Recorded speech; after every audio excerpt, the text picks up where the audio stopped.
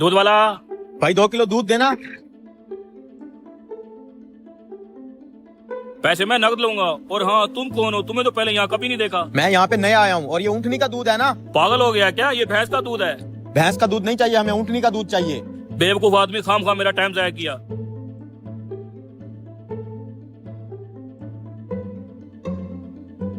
अबे साले कैंची सो रहा है, उठ। हाँ, दूध वाला आ गया। दूध वाला चला भी गया, तुझे पता ही नहीं है। पाइप तो ठीक से पकड़ता, सारा दूध नीचे गिरा दिया है। अब क्या करूं, मेरी आंख लग गई। अंकल जी 4 किलो दूध कर दो गाय का। अच्छा बेटा, अभी देता हूँ। ये क्या? ये ड्रमी तो मेरी गाय के दूध की फूल थी, ये खाली कैसे होगी? अरे अंकल जी ये देखो, इसके पीछे तो सुराख हुआ है। ये सुराख कैसे हो गया? अब क्या करना है? करना क्या है, दूध वाले के पीछे चलते हैं और दोबारा कोई जुगाड़ लगाते हैं। चल। लगता है अभी जो पिछले घर वालों ने मुझे रोका है ना, जरूर उनकी शरारत होगी। इनकी तो मैं। रुको अंकल जी, वो देखो। क्या ये वही लोग हैं? हाँ, ये वही लोग हैं। लगता है ये फिर से वही शरारत करने आ रहे हैं। अब की बार इनको रंगे हाथों पकड़ना है।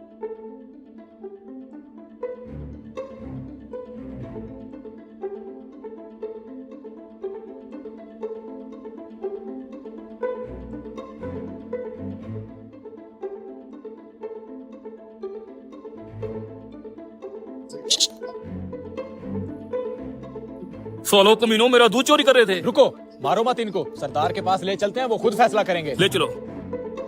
चल। सरदार, मैं आपके इलाके का दूध वाला हूँ। इस कमीने ने मेरी दूध की कैन भरी हुई फाड़ के दूध चोरी कर लिया है। इसको ऐसी सजा दे दोबारा चोरी करने के लायक ही न रहे। सरदार, ये 1.5 फुटिया भी इसी के साथ था। सरदार जी, इसका कोई कसूर नहीं है, ये बेगुनाह है। इस चोरी का जिम्मेदार मैं हूँ। नहीं, ना तो तुम्हारा कोई कसूर है और ना ही मेरा। सारा कसूर तो सरदार साहब आपका है। क्या बकवास कर रहे हो? दूध तुम दोनों ने चोरी किया है, कसूर मेरा कैसे हो गया? जी बिल्कुल आपका ही कसूर है। मैं तो इनको जानता तक नहीं, लेकिन सुबह जब मैं इनके घर के आगे से गुजर रहा था। अम्मा जी, मेरी इज्जत गवारा नहीं करती जाके किसी के आगे हाथ फैलाऊं। मेरी जिस्मानी कमजोरी की वजह से मुझे कोई काम पर भी नहीं रखता। अगर कोई मुझे छोटे मोटे काम पे रख लेता, माँ जी 2 वक्त की रोटी आपके लिए कमा लाता। लेकिन अम्मा जी, आज रात ही हमें भूखा सोना पड़ेगा। घर में खाने के लिए कुछ नहीं है, अल्लाह मदद करेगा। मैंने तुम्हारी सारी बातें सुन ली हैं। मेरे पास पैसे तो नहीं है, लेकिन आज रात तुम लोगों को भूखा नहीं सोने दूंगा। मेरी बात सुनो।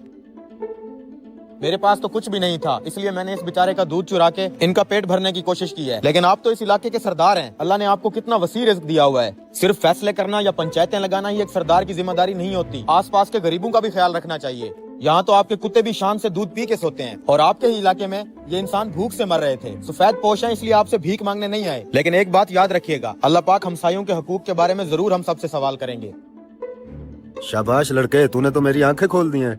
तुम्हारे दूध का नुकसान भी मैं पूरा करूंगा। और छोटे, तुम घर जाओ, तुम्हारा राशन भिजवाता हूँ मैं।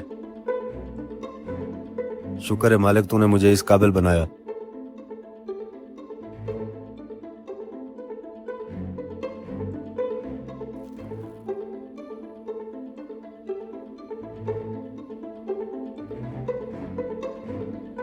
हाँ, अभी तक टैंकी फुल नहीं हुई। अरे साहब जी, इतनी बड़ी टैंकी है, इतनी जल्दी थोड़ी ना फुल होगी।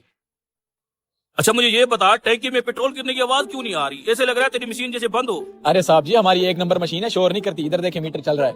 देख लें सर, मशीन चल रही है। अब इन बेवकूफों को क्या पता, मशीन तो चल रही है लेकिन पेट्रोल गाड़ी में नहीं, इधर आ रहा है, इधर।